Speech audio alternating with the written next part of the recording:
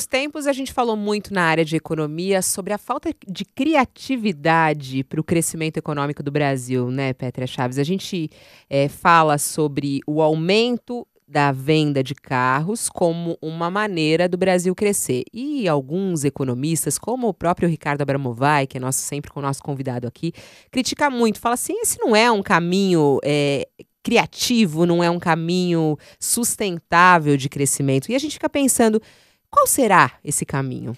Muitas vezes, Fabiola, as pessoas, o senso comum até se irrita quando a gente fala de sustentabilidade, porque parece um termo quase esotérico, alguma coisa que santifica, mas na verdade é muito mais uma solução para essa crise. O real é a crise que a gente vive nesse sistema, principalmente econômico, nessa visão de mundo que a gente se insere agora.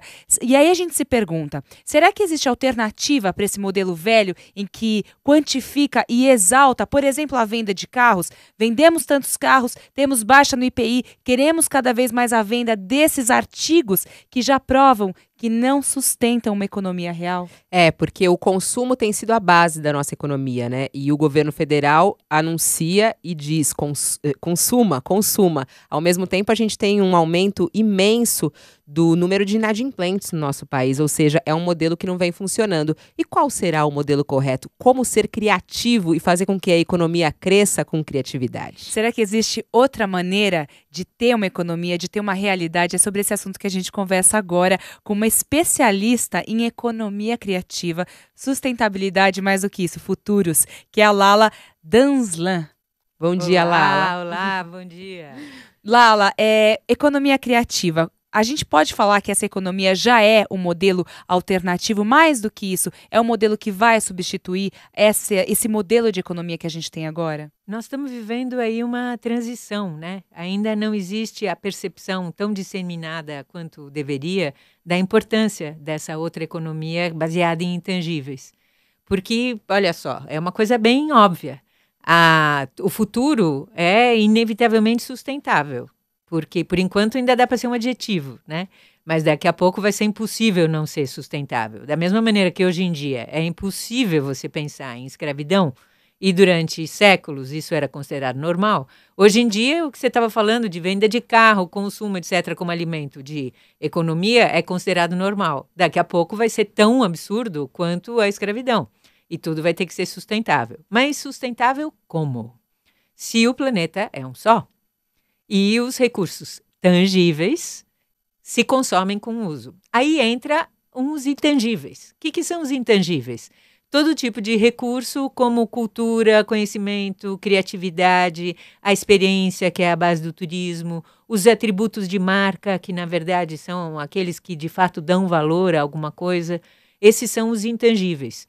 E olha só que bacana. Por que eles são chave para a sustentabilidade? Porque são os únicos que não se esgotam, não se consomem com o uso e, ao contrário, se multiplicam com o uso. Você pode dividir um conhecimento entre 7 bilhões de habitantes do planeta, ele continua igual, e ele se multiplica, porque cada vez que a gente troca conhecimento ou criação, tem a sua, a minha e a que resultou da interação. Então, isso é com certeza a chave do futuro, e a gente está vivendo a transição para a percepção do quanto isto é importante. No entanto, Lala, a economia está totalmente baseada, né, Fabiola, pelo que a gente percebe, na parte monetária, no dinheiro e nessa, talvez a parte mais pobre do que engloba toda essa possibilidade do que a gente pode transitar na economia. Exatamente. Você falou uma palavra bacana aí, que na verdade o dinheiro é a parte mais pobre da economia, porque ele é estéril. Quando você tem atividades onde o dinheiro gera dinheiro, como a especulação mais crua, você não gera nenhum tipo de riqueza nas outras dimensões. Você não está gerando riqueza social, não está gerando riqueza cultural, de conhecimento, não está gerando riqueza no ambiente. E as outras atividades, sim, elas são férteis e elas geram riqueza nessas outras dimensões. Particularmente as atividades que são feitas a partir de intangíveis, aquilo que a gente chama da economia criativa, que são aquelas que têm a sua matéria-prima, entre aspas, sendo esses intangíveis. E que tem um excelente resultado financeiro. A gente não fala econômico, sabe? A gente separa. A gente fala um resultado financeiro positivo, mas também tem resultado social, econômico e ambiental. E o que para nós é economia, nessa visão um pouco mais ampla, mais de futuro, é o conjunto desses patrimônios. Há vários tipos de riqueza. Se você pegar, por exemplo, os grupos de imigrantes, nós aqui em São Paulo, uma população, né, somos todos em geral imigrantes de uma coisa ou de outra.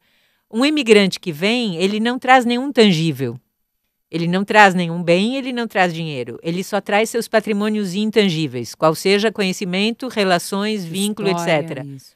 E a partir destes patrimônios, ele constrói patrimônios tangíveis. E é algo que a gente já teve, né? Se a gente for analisar aqui no nosso país, que é um país de imigrantes, né? O que não trouxe de riqueza, e não dá nem pra gente dimensionar o valor disso. Agora a gente estava falando sobre o dinheiro. É muito curioso como a gente vê hoje essa economia criativa que já vem crescendo e vem dando muito valor. A questão desses intangíveis, eles estão sendo muito valorizados. Você e custando citava muito alto, ou não, Lala? Sim, sim. Se você pegar, por exemplo, tem estudos, as revistas de negócios do Brasil e de fora, foi feito um estudo, 72% das capas, ou seja, são coisas que interessam, se estão na capa, são relacionadas a intangíveis.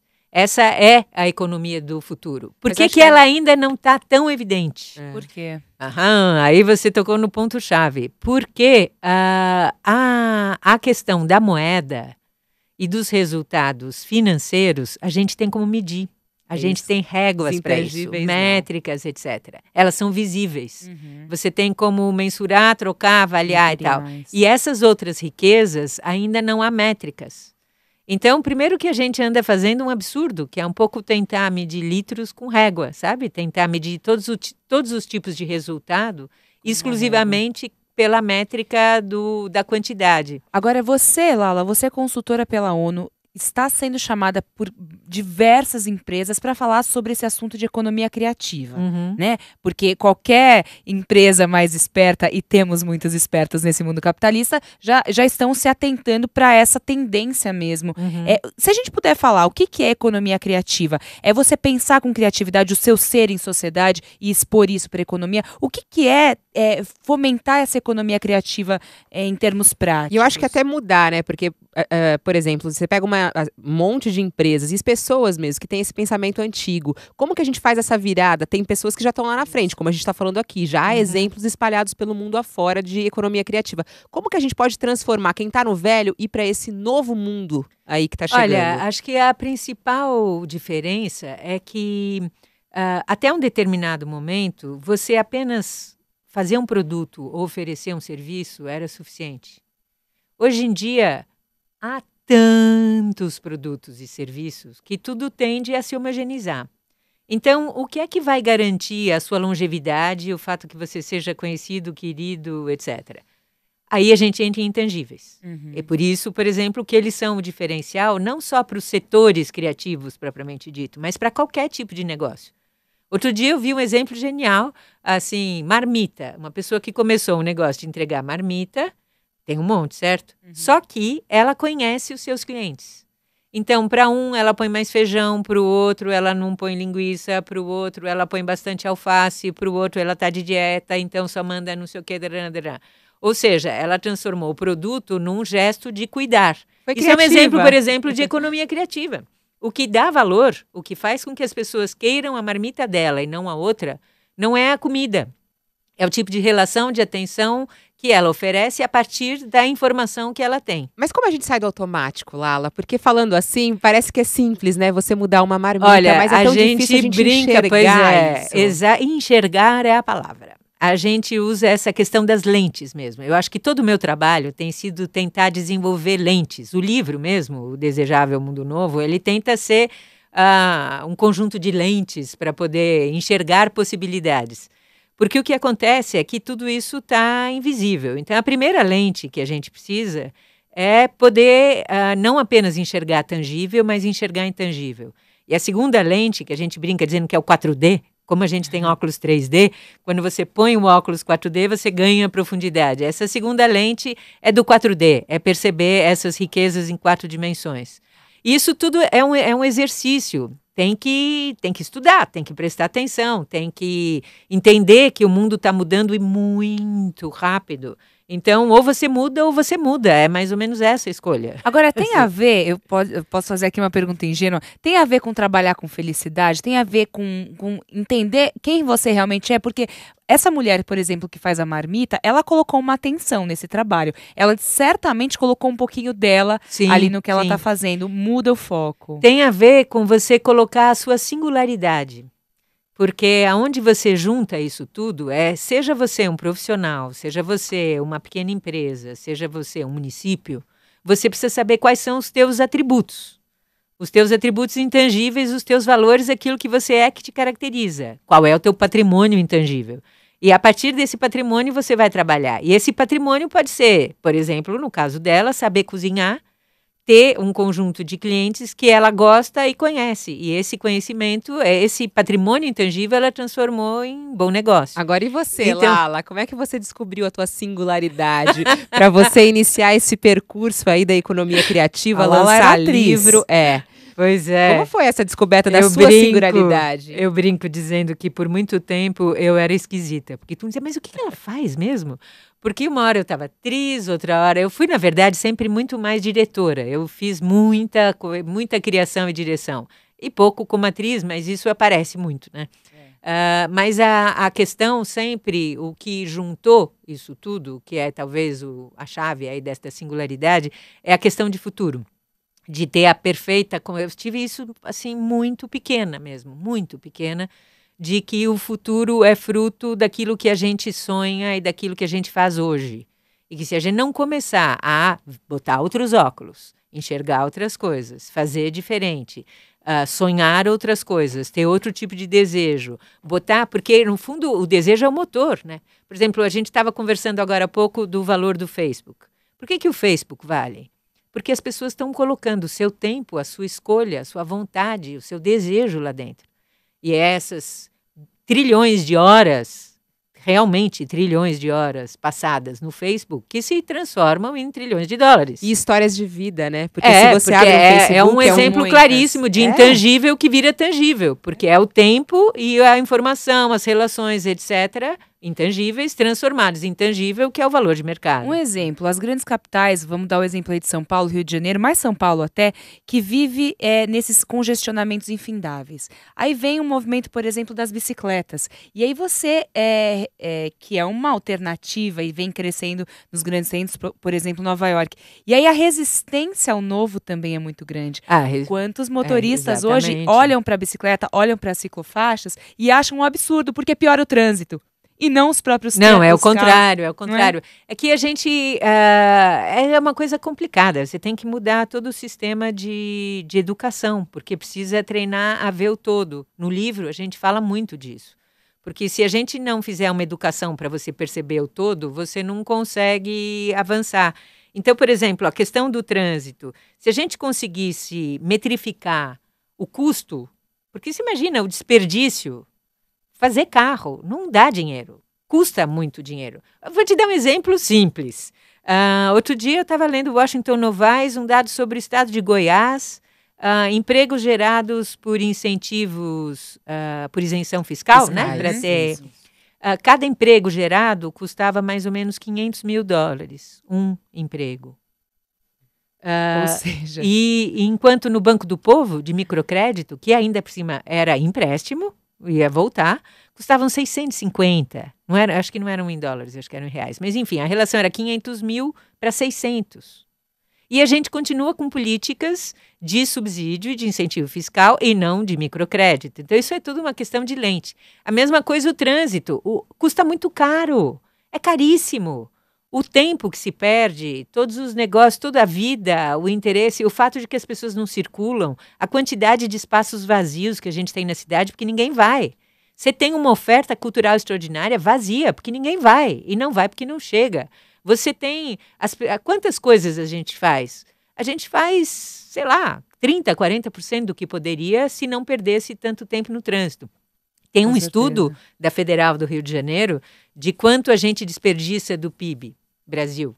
150% do PIB desperdiçado. Então, o problema é que a gente não tem maneiras de medir isso. Senão, rapidinho, a gente mudava de lado. É o tal do custo Brasil que está cada vez mais complicado. Agora ela fala tanto em lentes, olha o óculos da Lala, Bom, né? quem quiser vai poder, que charme, né? Quem quiser também vai poder assistir essa entrevista na íntegra. A gente vai disponibilizar, inclusive, pelo Facebook, para você poder, enfim, enxergar com outras lentes o nosso papo por aqui, entender melhor. 4D. E olhar esses óculos de gatinho Bom, da Lala. vamos para o intervalo breve, porque a gente volta com mais esse papo. Eu quero falar do futuro, mundo desejável. Isso, o que a gente deseja, o desejável mundo novo. Com Lala Danslan. Já voltamos. Tá certo? De Anslan. Deixa eu falar de novo, aí no Abre a gente corrige também. Com Lala Danslan. Vamos voltar. 3, 2... Era isso, 9 horas. os dois. Quando eu faço assim, é aspas. Já foi 15, é isso? Temos mais 5. Bonitinho. Para a gente falar do livro. A gente vai falar. Liz. Yes. Ah, não, mas a gente Temos que multiplicar. Não, mas a gente falou, de certo? Falamos. Sim, mas Não, falar mas que a gente vai tal, falar o que é, e que dá para baixar. Não, vamos e lá, tal, vamos lá. porque- Vamos começar com isso.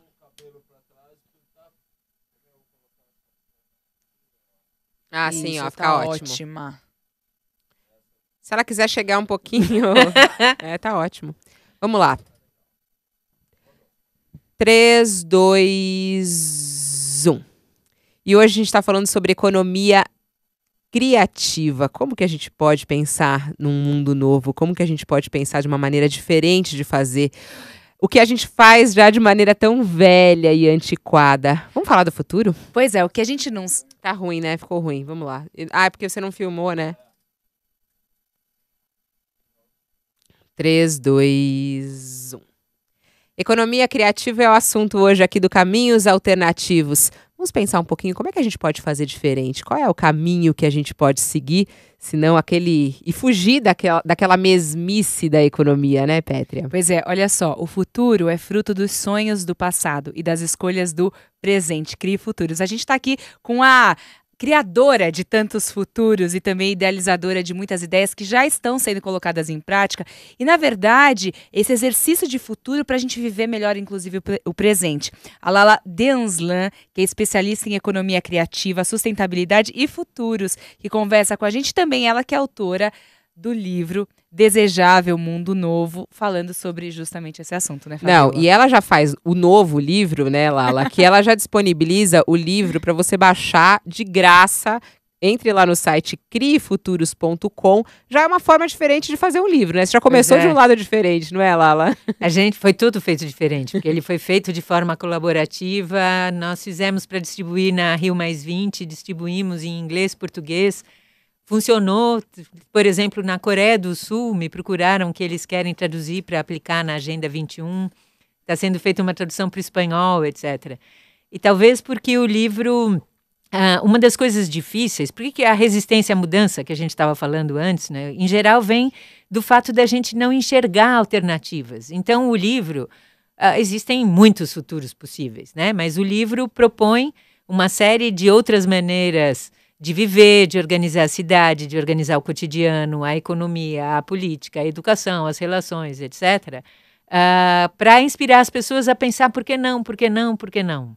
Lala, como é que é ter entusiasmo na vida do dia a dia para a gente conseguir enxergar esses futuros? Olha, como a gente falou antes, é uma questão de olhar. Porque, na verdade, a palavra-chave para esse entusiasmo é confiança. É muito curioso. Quem trabalha com desenvolvimento sabe que confiança é a base de qualquer coisa. Se você não tem relações de confiança que começam na confiança em si mesmo, a gente não constrói capital social. E o capital social é o capital que é capaz de ativar os outros. Então, quando você olha, por exemplo, o ano passado eu estava trabalhando em Moçambique e minha filha morando no Japão. Moçambique é um país riquíssimo. E todo mundo poderia me olhar perplexo quando eu falo isso, mas é de uma riqueza extraordinária, de diversidade cultural, de natureza, etc. Já o Japão é um país paupérrimo, porque tem todos os desastres naturais, é pequeno, não tem como cultivar alimento para todo mundo, etc. Por que que um é rico e está pobre. E o outro é pobre e está rico. Aí vem a questão do capital social, daquele capital intangível que a gente estava falando. Porque o Japão tem capital intangível de montão, de conhecimento, de relações, de institucionalidade, de cooperação, de redes de confiança. Tudo isso parte de confiança. É o principal traço da cultura japonesa, é ser confiável. E já Moçambique não tem esse lastro tão grande de vínculos, de relações, de atuação e de institucionalidade, de educação para a população, etc. Então, os patrimônios ficam um pouco aproveitados. Como é que você vê o Brasil nessa situação? Tá mais para Moçambique ou tá mais para Japão? Olha, a gente tá com uma perna ali e uma perna aqui, né? A gente, nas relações interpessoais, tem confiança, nas instituições, não. Nos falta ainda muito capital social. Nos falta muito ainda. Porque, do ponto de vista esses 4 pilares que são a chave do futuro, economia criativa, recursos intangíveis, somos abundantes. Tecnologias com as quais é possível trabalhar esses recursos intangíveis, somos abundantes. O que falta? Quando junta essas duas coisas, criar modelos colaborativos. Já existem coisas maravilhosas, principalmente no terceiro setor, principalmente entre os mais jovens. O que é ser colaborativo? Colaborativo? Ser colaborativo é, por exemplo, você perceber que você pode compartilhar tudo que é tangível, estrutura, espaço, fábrica, equipamento, Veja etc. E se diferenciar pelo seu intangível. Então, existe essa tendência, por exemplo, de coworking. Colaborativo é você perceber que quando você se junta a outros, você não perde, você ganha, porque aquilo que você não tiver, o outro tem de conhecimento, de acesso a pessoas, de recursos, etc. Essa é a economia do futuro, é impressionante a questão da colaboração. Mas isso supõe ação conjunta, institucionalidade, etc. Isso falta para a gente. E falta muito, muito, muito ainda o Estado. O Estado está muito atrasado. O conhecimento. O Estado está muito, muito atrasado em termos de criar as condições necessárias, né? Por exemplo, a gente estava falando de carro. Isso é uma política dos anos 70. Parece manchete de jornal de 40 anos atrás. Você está falando de passado, vamos falar do futuro, porque o livro dela fala de 2042. Lala, você é futurista. Como é que você enxerga o futuro, hein? O futuro pode dar tudo certo. Existem condições para isso. Mas vai novamente depender daquilo que a gente escolhe agora. Então, um outro futuro a partir de uma economia que não prioriza exclusivamente a moeda, mas é um futuro de multi-riquezas. É um futuro onde a colaboração é possível através das tecnologias, porque está todo mundo conectado, então todo mundo pode colaborar, compartilhando os seus excedentes e multiplicando os recursos que existem. É toda uma forma de otimizar recursos, né? Esse futuro é extremamente possível, extremamente possível. Você é otimista. E eu sou, mas não sou um otimista assim. Eu procuro ser uma otimista embasada. Eu conheço muitos exemplos fascinantes. Reais. O livro está cheio deles. É até chato, porque tem tanta notinha de rodapé. Mas cada uma dessas notas de rodapé é uma experiência interessante. Então, existe muita gente já sendo o futuro no presente. O que vocês falaram, por exemplo, dos movimentos de bicicleta, etc., todas as coisas das novas tecnologias, existe muita economia colaborativa já acontecendo e economia criativa. E hoje, com que futuro você está sonhando para fazer o agora, né? Essa ponte que eu acho que do trabalho da Lala que é o mais interessante. Olha, tem muito. Eu abrindo aqui o livro, Deseducador de Adultos. Achei bárbaro. Você pegou vários desenhos de crianças. É de criança isso ou é de adulto mesmo? Tem de adulto e tem de criança, porque o CRI Futuros é um movimento que existe desde 2008, em 8 países. Então, o livro me combina o meu texto, que é baseado nos métodos que eu desenvolvi para trabalhar a economia criativa e sustentabilidade e nos futuros do movimento. E na contribuição genial de especialistas de vários países que participaram do movimento. Então, tem um pouco de cada coisa. Ele tem aí, é um tramado de 3 coisas. Não, e eu acho que tem muito. Esse futuro tem muito a essência da criança, né? Sim, porque a criança, primeiro que ela é o futuro, e a gente precisa pensar que aquilo que a gente está fazendo. Eu tenho, inclusive, feito simulações onde eu conto como é a vida em 2042, comecei no lançamento do livro. E aí eu personifico a minha neta.